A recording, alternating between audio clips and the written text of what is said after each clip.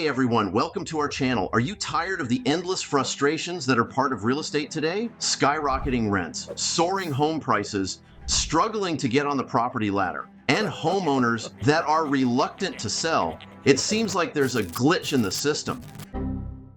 Stick around. Stick around because we're going to unravel the secrets of this seemingly rigged market so that you can go in with guns a-blazing. This is Real Estate Rundown. Here we go. Fewer young people than ever are going to be able to buy a house in their lifetime. At the same time, homes are getting more expensive every year. But if nobody can afford to buy a house, then why in the world do they keep getting more expensive? The idea of being able to save up for a 20% down payment is almost unimaginable, especially with inflation and when rent rates are going up like crazy. A family home can be the bedrock of your economic stability, providing you with a place to live while simultaneously building equity in a property that can be called your own.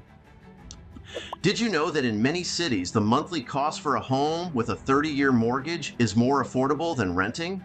It's true.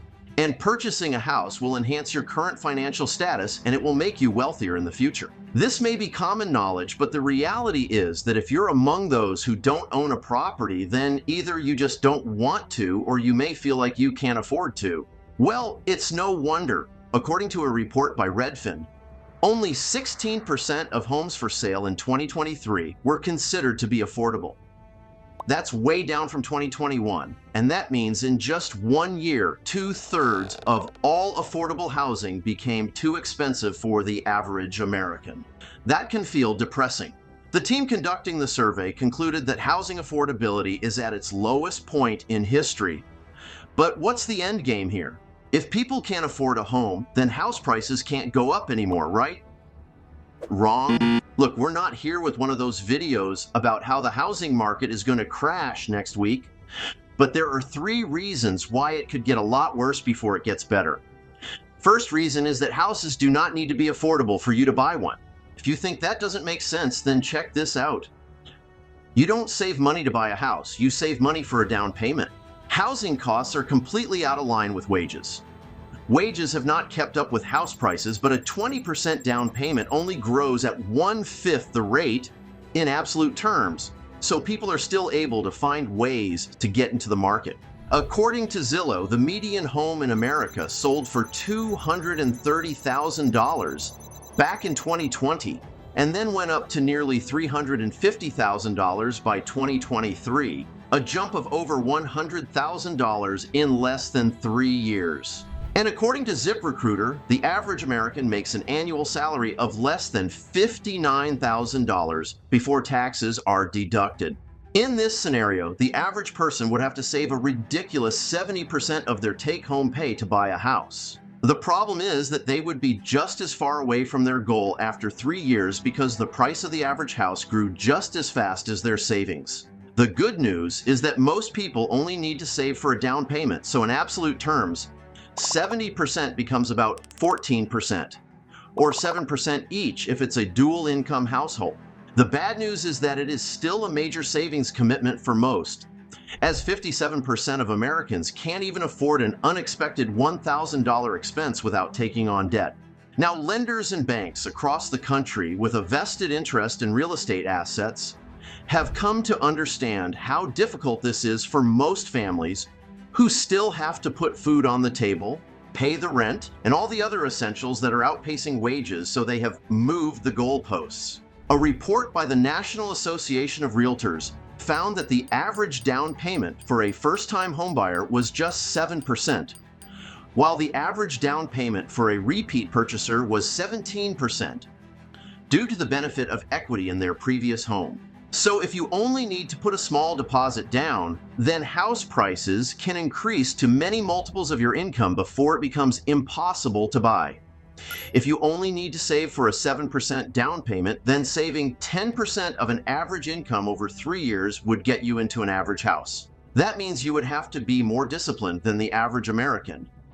But it's not impossible with some sacrifice. If that still seems too hard, then visit with Zillow, as they recently announced a 1% down payment loan product to help people that have been struggling to save money for the biggest financial commitment of their lives. Works like this: the buyer pays a down payment of 1%, and then Zillow kicks in an additional contribution of 2% at closing. It is considered a grant and doesn't need to be paid back. Even though houses are going up faster than wages, there are opportunities to get in if you really want to. Just keep digging. Don't get the wrong idea, you still have to qualify for and make the repayments. But you can get in even if you don't have 20% down. Okay, the second way that houses can keep on getting more expensive even when nobody can afford to buy them is because nobody is selling them. But we also don't have anyone putting their home on the market just because they have a 30-year fixed rate below 3%. So nobody wants to sell a home right now, and there are still plenty of people who want to move. Home sales in America are at their lowest level in a decade despite population growth. According to data from the National Association of Realtors, 6 million homes were sold in 2021. But now only 4 million homes are selling at an annualized rate. Potential sellers with an existing low-rate mortgage don't want to sell because if they purchase another home, they will have to get a new home loan that has a much higher rate, making the new payment much higher than what they are currently paying. Additionally, many people already moved during COVID, and another move so quickly would be too disruptive to their social and family lives. This ongoing cycle has led to an increased demand for rental properties, as the slowdown in the housing market has resulted in individuals staying in rental accommodations for extended periods. Consequently, the rental market is seriously competitive and is becoming more unaffordable. The heightened competition is also a result of limited supply, as fewer people are transitioning from renting to home ownership. And Americans are settling into their homes for longer periods than ever before, and the average tenure of residence is nearly 12 years according to Redfin. Some potential buyers are also choosing to wait out their purchases until interest rates drop. The average number of people living in a household also increased recently for the first time in 160 years. After a long trend of smaller families and people choosing to move out into their own homes, according to Pew Research. This is likely because more younger adults were choosing to or being forced to live with their parents for longer to avoid the high cost of living in their own place and to make saving money an easier task. So the market is still active, but regular buyers and regular sellers are choosing to sit out until moving into a new home becomes more affordable. And it's the people who are left that are the third reason that these conditions may persist. There are three groups still in the game.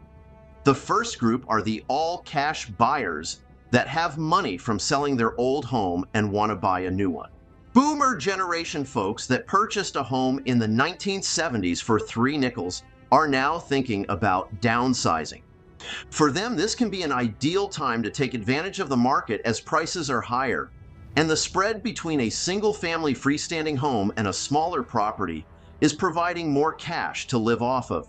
The second group are people moving interstate. Unaffordability, among other reasons, is pushing people out of large, expensive urban areas across the country. Some would probably prefer to stay in their current city, even if they had a job that could be done from anywhere. Closeness to friends, family, and familiar amenities is why people tend to stay within 18 miles from their hometown on average. Some choose to stay in their crappy one-bedroom apartment in the city because moving is a pain in the butt. But if you're really struggling to afford a high-cost urban lifestyle, then you can improve the situation by moving to a cheaper city with lower rents, lower property prices, and generally a lower cost of living.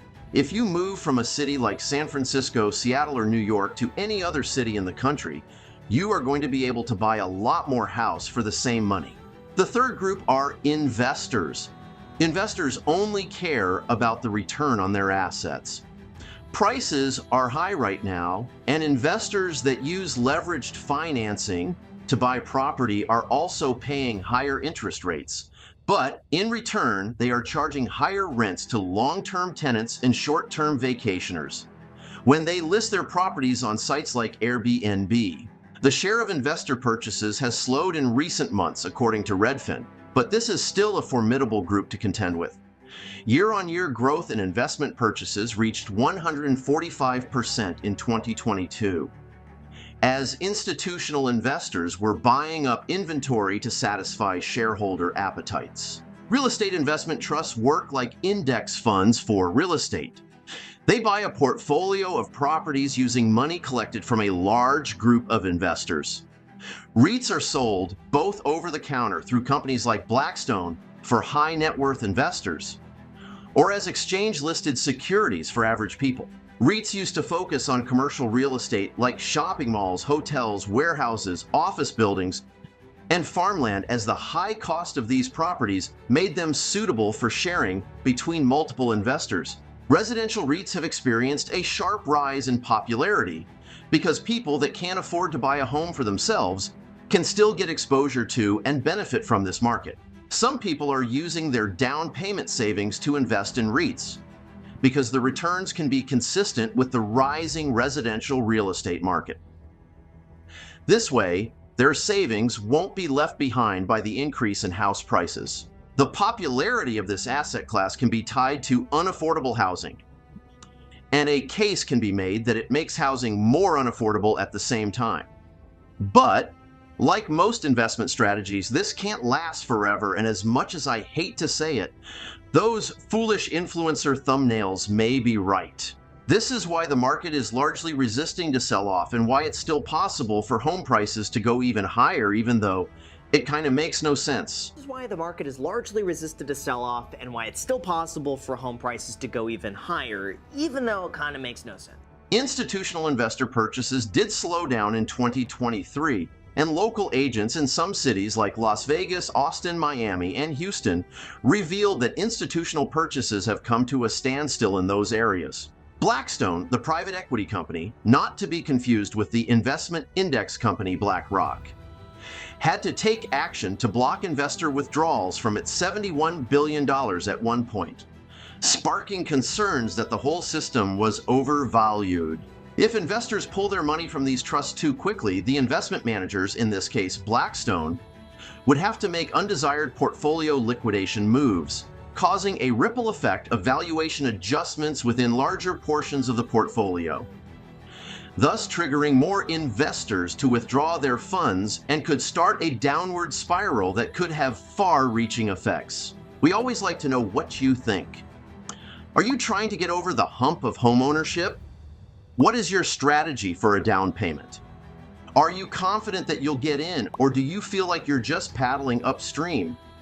Let us know in the comments below. This is Real Estate Rundown. Please join us again next time.